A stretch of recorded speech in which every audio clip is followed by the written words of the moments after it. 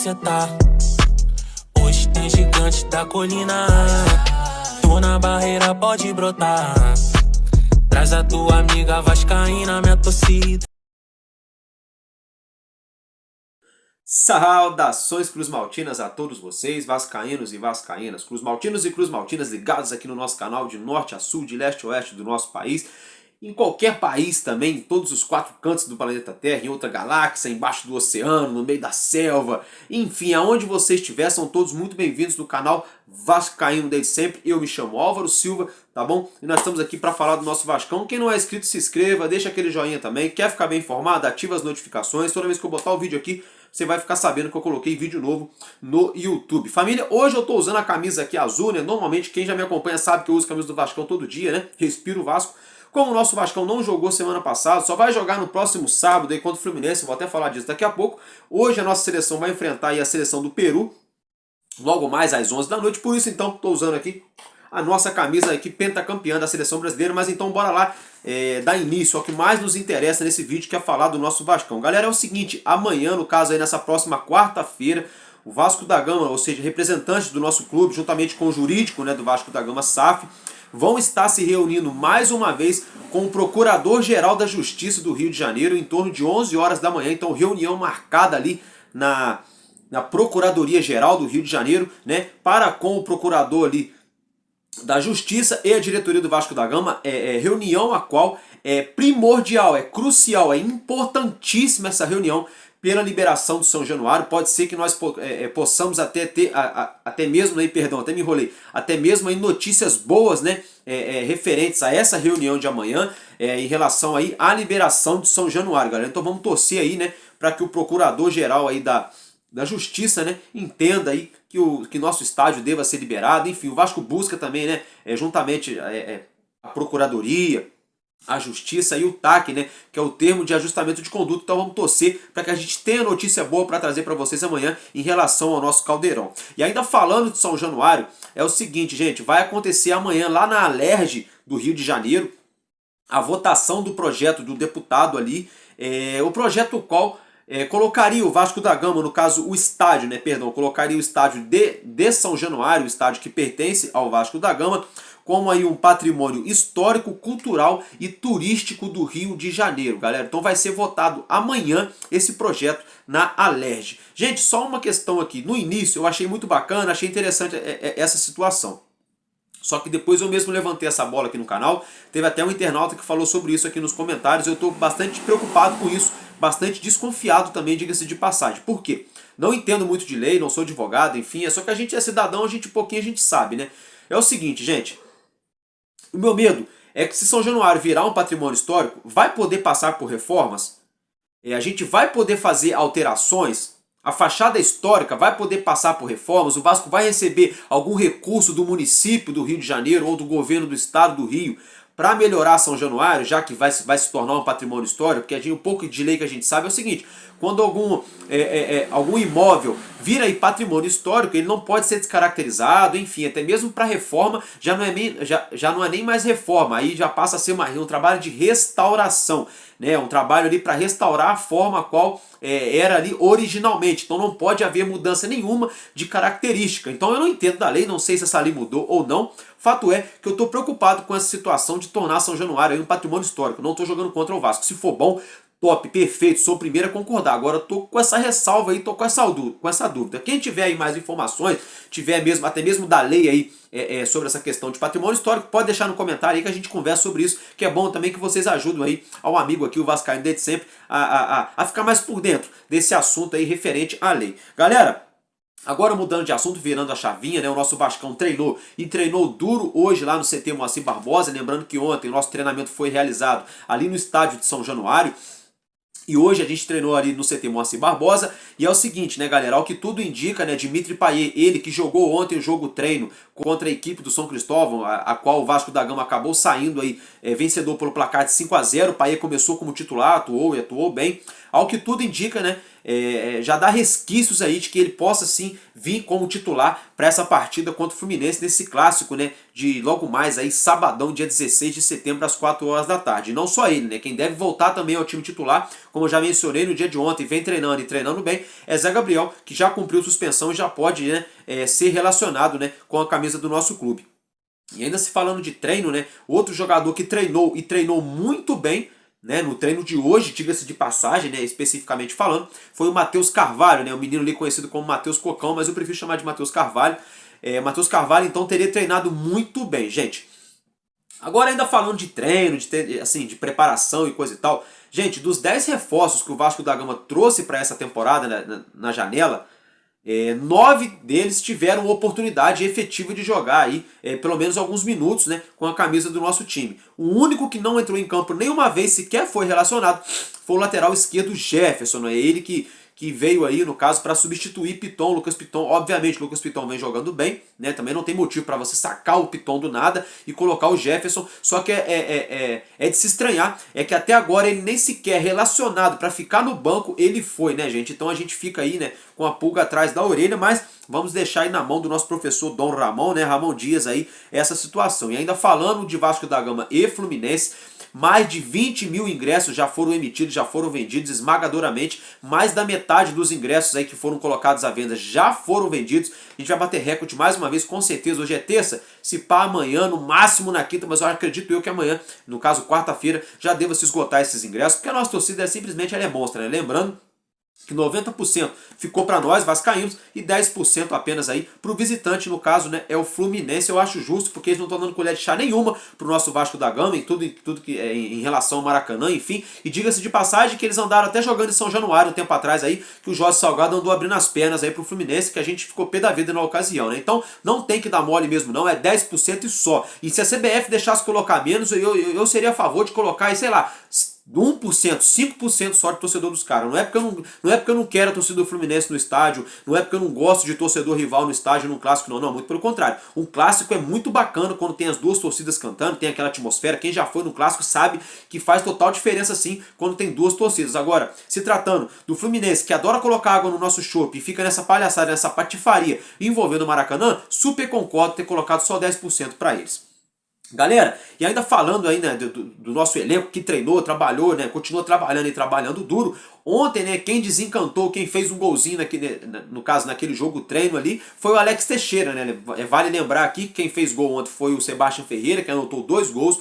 Figueiredo também fez 2 gols, né? Saíram de um jejum enorme e não ficou só por aí. Alex Teixeira também, né? Eu até brinquei ontem aqui que foi um jogo treino aí para ressuscitar alguns jogadores, né? O futebol de alguns jogadores. E Alex Teixeira, então, teria aí se reencontrado com as redes, com a felicidade, embora não seja de maneira oficial. Gol é gol, né, gente? Ainda mais para um jogador que joga no ataque, ele não é centroavante, mas é atacante, e atacante vive de gol, então é muito bom para elevar o moral do nosso atleta. Quem sabe aí ele ganha alguns minutos contra a equipe do Fluminense e possa jogar bem aí como ele fez ali contra o Botafogo no primeiro turno do Carioca. Seria bem interessante.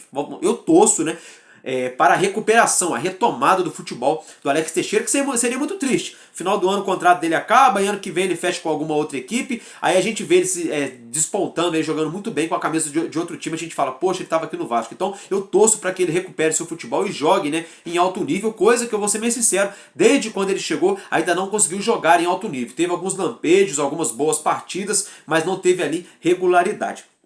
Galera, e aí pra gente finalizar esse assunto aí de Vasco da Gama e Fluminense, se o doutor Eurico Miranda fosse vivo, que Deus o tenha, não tô aqui falando de política não, viu gente? Falando só mesmo de questão de ser vascaíno mesmo, daquela zoeira, né?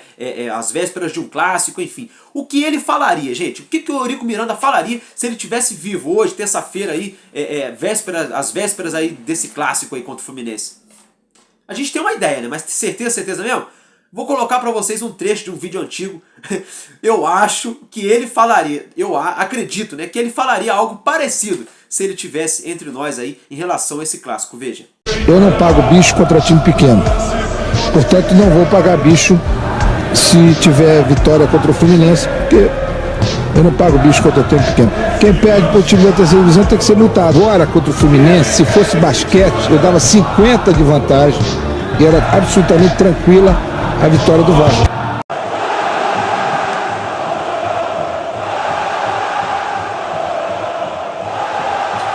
isso que eu falo, independentemente da parte política, independentemente da polêmica ou não, o Eurico simplesmente era o Eurico, né, gente? Isso aí é inegável, né?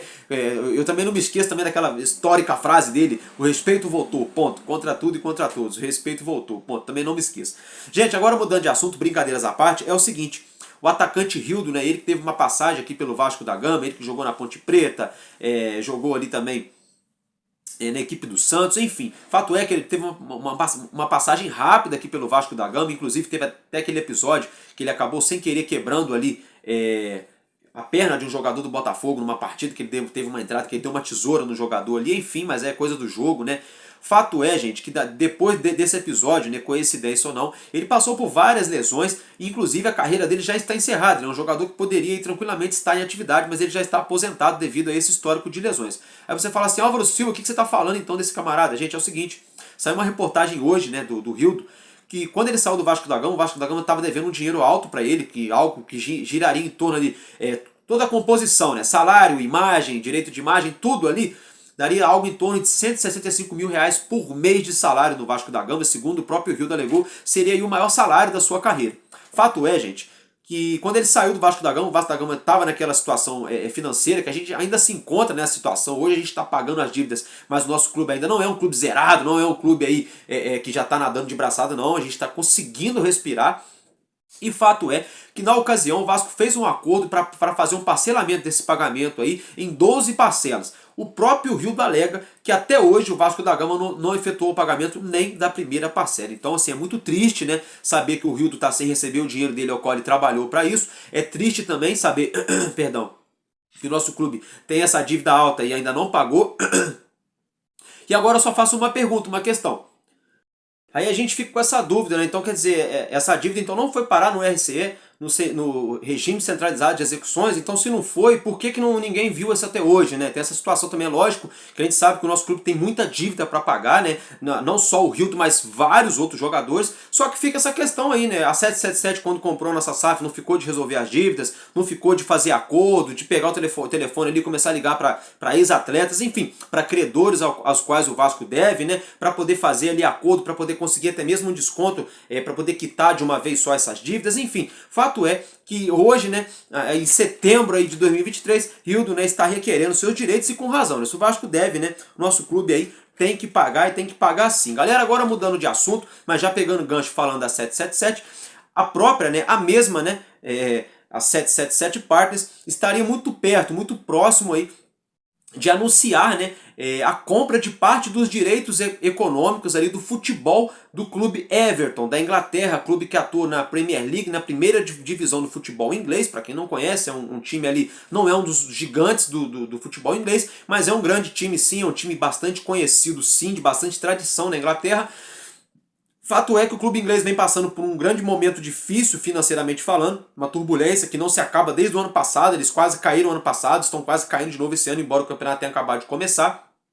E eles querem sim vender parte do seu futebol para fazer esse investimento no seu futebol, para eles não ficarem para trás ali, né, mediante aos outros clubes gigantes da Inglaterra. E a 777 Partners estaria no páreo aí para adquirir os direitos do futebol do clube inglês. Fato é que o próprio governo inglês, juntamente com representantes da Premier League, né, da liga inglesa, estariam fazendo uma varredura, um levantamento aí na 777 mundo afora, enfim, na parte financeira, para ver se eles poderiam ali atuar, fazer parte do campeonato inglês. Fato é que, segundo saiu aí no jornal inglês no dia de ontem, estariam próximo aí de adquirir esse direito. Então vamos ficar de olho, né? Porque a 777 adora arrumar um caô, arrumar um problema aí toda hora. Esses dias aí é notícia lá na Bélgica, é notícias num monte de lugar aí nos Estados Unidos, de golpe, de estelionato, de investigação, de Ministério Público, enfim. Espero que não chegue a isso aqui no Brasil. Eu não gosto nem de falar muito, que me dá até dor de barriga, mas é isso aí. Então fica o registro em relação a 777 e o Everton. Mudando de assunto, galera, já está jogando agora a seleção de Puma Rodrigues, né? E vai entrar em campo também daqui a pouco a seleção do Chile, né? De nosso Gary Medel. Por isso os dois atletas ainda não estão treinando com o nosso elenco. Passando esses dois jogos agora, rapidamente, eles já devem retornar aqui para o Brasil. Só uma ressalva, né, gente? Realmente, Gary Medel, ele ir lá para a seleção do Chile atuar, faz total sentido. Ele é o cara na seleção, é o capitão, todo mundo respeita ele. né? É óbvio que, pô, provavelmente ele não vai chegar na próxima Copa do Mundo jogando em altíssimo nível, né? Provavelmente ele nem deve ser convocado por conta da idade, vai estar com, sei lá, 40 anos já, entendeu? Então, assim, é um momento de transição da seleção do Chile, então eu super entendo dele estar sendo convocado, ele continua jogando bem, e ele vai fazer a transição ali, passar o bastão para a nova geração que está chegando do Chile, ok. Agora eu não consigo entender o seguinte, o Pomo Rodrigues não está jogando nada no Vasco, rigorosamente nada, já não é de hoje. Aí a seleção do Uruguai vem aqui, convoca ele, no outro jogo ele ficou no banco e agora nesse jogo também está no banco de novo. Então quer dizer, pra que levou ele? Porque se ele já tá ruim aqui no Vasco, ele vem fazer o quê lá na seleção do Uruguai no banco? Quer dizer, aí acaba atrapalhando mais ainda a preparação do nosso time pro jogo, pro clássico aí de sábado, né, gente? Sinceramente, se ele estiver jogando titular, tudo bem. Agora, ruim com o Pomo Rodrigues aqui no nosso elenco e pior sem ele, que tá treinando, que tá só treinando lá na seleção do Uruguai, não tá nem jogando. Então, assim, mais uma vez aí esse negócio de data FIFA aí atrapalhando os clubes, né? E atrapalhando muito, diga-se de passagem. Galera, mudando de assunto, eu ia falar disso ontem, eu acabei me esquecendo, né? A sede náutica ali da Lagoa Rodrigo de Freitas, aqui no Rio de Janeiro, é uma coisa linda, sensacional, né? A lagoa aí que passou por um processo de limpeza alguns anos atrás, né? Não tá aquilo que deveria ser, mas melhorou, mas não é disso que eu vim falar não. Vim falar da nossa sede náutica, que vem passando por reparos e reformas ali. O grande vascaíno ali, Zé Colmeia, que vem fazendo uma arrecadação de doações para fazer essa tão sonhada reforma, né? Gente, olha que linda que tá ficando a sede náutica. Essa foto aí, vista de cima do Cristo Redentor, já estaria pronta, viu, gente? Segundo saiu a notícia ontem, já estaria pronto. As obras externas, né? A parte externa ali da sede náutica já estaria de ok de obras, né? 100% concluídas as obras externas, né? Faltando ali os acabamentos internos. Mas olha que lindas as fotos, como vocês podem ver aí. Gente, sensacional. Aí eu ainda vejo o vascaíno que vai lá no comentário e fala: ah, cadê a foto do deck lá onde os caras fazem o remo? Deve estar podre. Pô, gente, estão arrumando, estão fazendo. Não, e outra coisa, não é Jorge Salgado não, viu? Não é essa patotinha de Osório aí não. É um torcedor como eu e você que está correndo atrás, fazendo vaquinha, né, se doando aí para reformar a sede náutica. Então, pô, meus parabéns ao Zé Colmeia aí, muito bacana o trabalho, tá ficando uma coisa linda, de se arrepiar. Quem passa ali por perto, quem tem a oportunidade de ver, se não torce pro Vasco ou torce, vai querer tirar uma foto, vai querer parar para olhar de novo, porque tá bonito, gente, tá muito bonito. Então, meus parabéns aí a todos os envolvidos, né, nessa linda obra na nossa sede náutica. Agora a gente mudando de assunto, é o Souza, né, jogador revelado aqui na base do nosso Vascão, volante, né, como todos vocês já sabem. Enfim, fato é que ele atualmente tem contrato com o Beijing Guoan, lá da China, né, gente? Só que ele teve uma lesão gravíssima no seu joelho e vai precisar passar por cirurgia. Então, mediante a isso, o clube chinês já liberou ele e ele está de chegada aqui no Brasil, para ser mais preciso, no Rio de Janeiro, ele que tem moradia aqui no Rio, e ele vai passar por uma artroscopia no seu joelho, uma cirurgia aí gravíssima, né, de grau aí muito alto, né? Até mesmo em termos aí de recuperação, demora bastante, portanto que até o clube chinês liberou ele para ele vir ao Brasil para realizar essa cirurgia. Então ele vai passar aí um período aqui no Brasil aí se recuperando. Aí já tem muita gente levantando a bola, né, se ele poderia se recuperar no Vasco, se ele poderia aí de repente ficar aqui treinando, recuperando, para quando chegar no fim do ano que abrir a janela, o Vasco contratar ele. Enfim, o camarada já tem 34 anos, ele não quis vir pro Vasco quando a janela estava aberta, foi ganhar dinheiro lá na China, agora que machucou o joelho, sinceramente, na minha humilde opinião, eu gosto dele, até queria ele aqui no Vasco no início do ano. Agora, com o joelho machucado, só se for de graça com um contrato de produtividade de 6 meses, aí a gente pensa, com todo respeito, porque aí também não dá, né? Ficar apadrinhando assim, não que o jogador esteja querendo isso, que ele esteja, no caso, perdão, pedindo, né? Só que a minha opinião é que já tem muita gente já levantando essa bola, não tem nada contra a pessoa física dele, gosto até do futebol dele, só que a gente tem que ser aqui sincero e realista. Então aí, melhoras aí ao nosso Cria Souza, né? Que Deus abençoe na sua recuperação, na sua cirurgia, e que você consiga voltar ao gramado aí, principalmente, não só voltar aos gramados, mas voltar atuando em bom nível, né? Que a gente sabe que normalmente quando o jogador tem uma lesão de joelho, é difícil voltar aí atuando no mesmo nível quando se recupera. Então, boa sorte, tudo de bom pra você aí, Souza, tamo junto. Agora, galera, mudando de assunto, né? É o seguinte, Damian Paz, aí você pergunta assim, Álvaro Silva, quem é Damian Paz? Galera, Damian Paz, ele é analista de desempenho, ele trabalha no Scout. Ele chegou ao Vasco da Gama compondo ali a equipe de Dom Ramon, de Ramon Dias, né? Então ele chegou ali compondo a comissão técnica de Ramon Dias e ele veio morar no Brasil, enfim, trabalhar no Vasco da Gama, assim como todos ali que compõem a comissão técnica, ok? Até aí normal, né, gente? Só que aí o filho dele, né, fez aniversário no dia de ontem e adivinhe só qual foi o tema da festa de aniversário do filho dele. Vou colocar na tela para vocês verem, é isso aí, o tema da festa do filho de Damian Paz, o nosso analista de desempenho ali, né? Então foi o nosso Vascão, então meus parabéns ao filho de Damian Paz aí, porque é aquilo, né? O Vasco, quem conhece, né? Quem tem a oportunidade de conhecer, simplesmente vira Vasco, não tem como, galera. Agora, vamos estar aí mudando de assunto, é o seguinte, né? Hoje tivemos aí um campeão mundial, né? Na modalidade de tiro com arco, lá no México, galera. O nosso Vascão parabenizou ele, e o nome dele é Marcos de Almeida. Então, meus parabéns, Marco de Almeida, né? Ou não sei se é de Almeida ou se é da Almeida, né? Porque parece ser uma pronúncia ou português ou espanhola, enfim. Mas Marcos de Almeida, então, campeão mundial na modalidade aí em tiro com arcos, realizado lá no México, né? Então, meus parabéns aí a você, meu guerreiro, tudo de bom pra você, que Deus te abençoe. E o nosso clube também aí já parabenizou, né? O nosso grande campeão Marcos da Almeida. Galera, mudando de assunto agora, vamos falar um pouquinho do assunto que eu falei aqui no vídeo de ontem. Desse lance envolvendo casa de apostas, jogadores banidos. No vídeo de ontem eu trouxe pra vocês que Igor Catatal, né, que passou aqui pelo Vasco, passou pelo Sampaio Corrêa, enfim, mas outros jogadores aí, né, foram banidos do futebol. Fato é, gente, só pra gente detalhar um pouco mais, a punição não ficou só aí, tiveram vários outros atletas que foram punidos também, com 200 dias fora dos gramados, 600 dias fora dos gramados, 700 dias fora dos gramados, punições aí grandes para todos eles praticamente, entendeu, gente? Só que as mais graves, né, foram a de Igor Catatal e a dos outros dois atletas que ali estavam com ele, né, que aí foram punições aí severas mesmo para sempre. Até aí, até a página 2, parece sim ok. Só que aí a galera aqui no comentário veio falando algumas coisas e eu concordo também com a galera. E a gente começa a pensar bem, a gente começa a ver a repercussão do assunto. Gente, na minha humilde opinião, eu acho que a justiça tem que ser feita, tem. Só que eu acho que estão fazendo covardia com muitos jogadores, né? Ainda mais no caso desses atletas que foram banidos de uma vez por todas do futebol, não vou ter chance de jogar profissionalmente nunca mais, nunca mais. Sabe, gente, bem sinceramente mesmo, querem ver um exemplo? O goleiro Bruno lá, que atuava no Flamengo, que teve a morte lá da moça, enfim, todos já sabem, né? Ele, por exemplo, ele pode jogar profissionalmente, não tem nada que proíbe ele, a FIFA não proíbe ele de jogar profissionalmente porque ele pagou a pena dele na justiça comum. Né? É lógico que é difícil algum time contratar ele devido ao problema da imagem, né, vinculado ao clube, mas isso já é outra história. E por que então esses atletas que foram aliciados aí não podem estar atuando, né, galera? Não podem aí estar atuando futebol nunca mais agora, que é a profissão, que é o ganha-pão deles. Ah, Álvaro, mas eles fizeram uma escolha errada, eles foram se vender, foram aceitar participar de esquema em casa de aposta. Beleza, gente. Aí eu pergunto aí pra dona CBF, pra FIFA e pro governo brasileiro, pro Ministério Público, eu pergunto: e os camarada que pega o telefone e fica aliciando o jogador, que vai lá no centro de treinamento, fazer proposta, que vai aonde o cara tá jantando para abordar o cara, que vai na rede social para tentar contato com o cara, com o empresário, com algum amigo, e esse cara que alicia os jogadores, eles estão banidos pro resto da vida das suas profissões, independentemente de ela qual seja? Eles ganharam prisão perpétua? Não, né? Com certeza esses caras aí estão respondendo um processo em liberdade, ou se está preso daqui a pouco sai e vão poder continuar praticando o que quiserem, até mesmo esse crime novamente. E o jogador então não pode nunca mais jogar?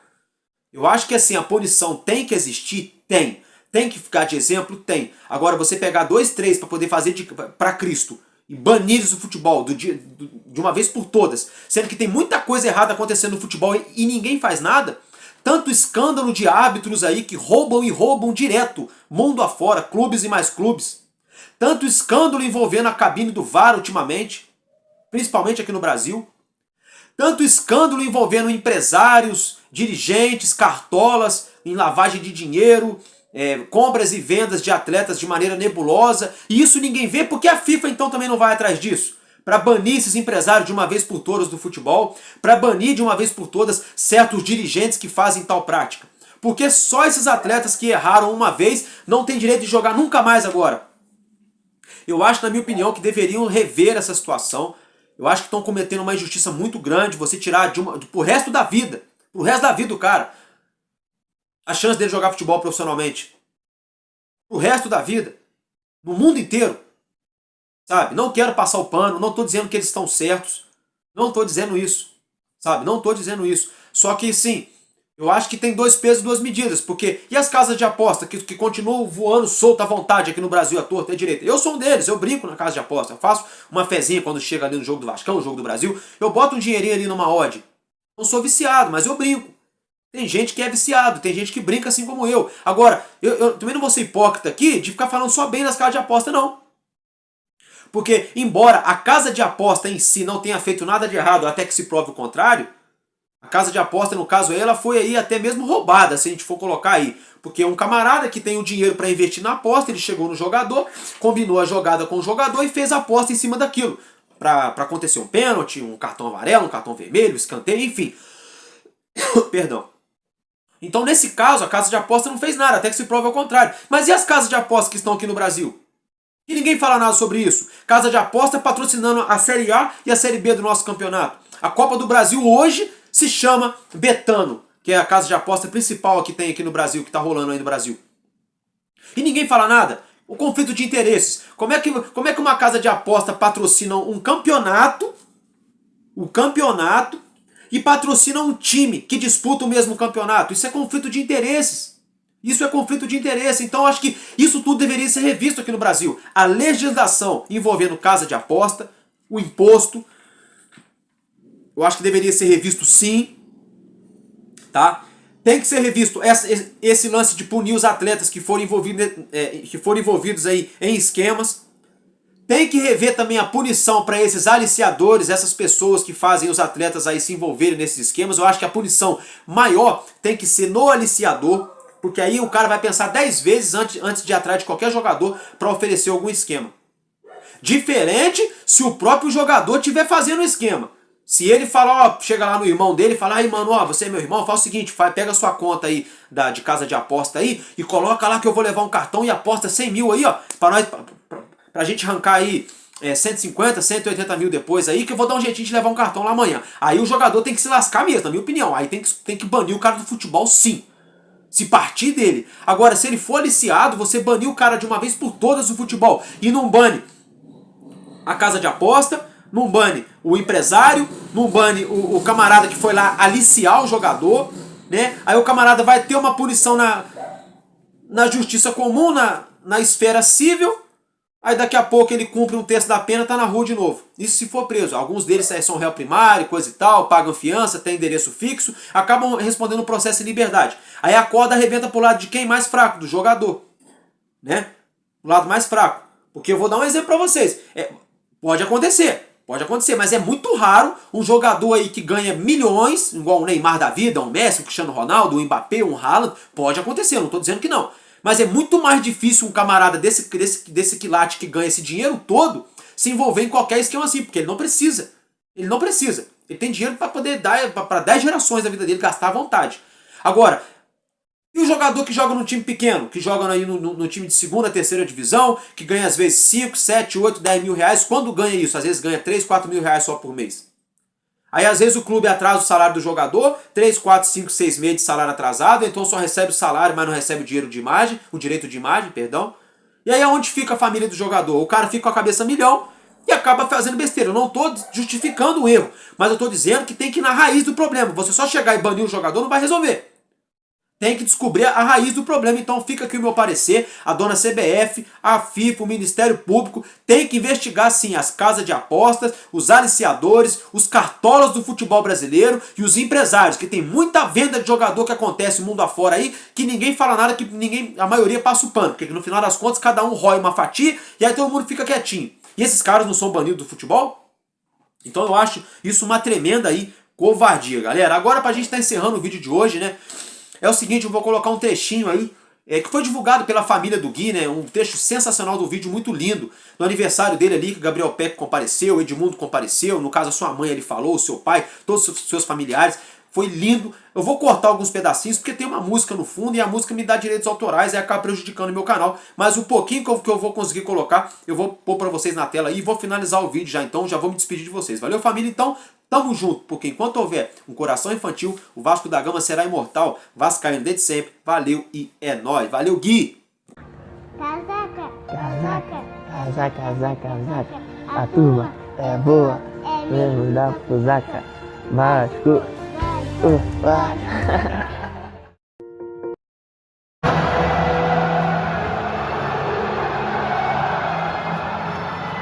momento incrível, né? O Gui, eu peguei um apego por ele muito grande, né? E ver o carinho que ele tem por mim, assim, não tem preço, sabe?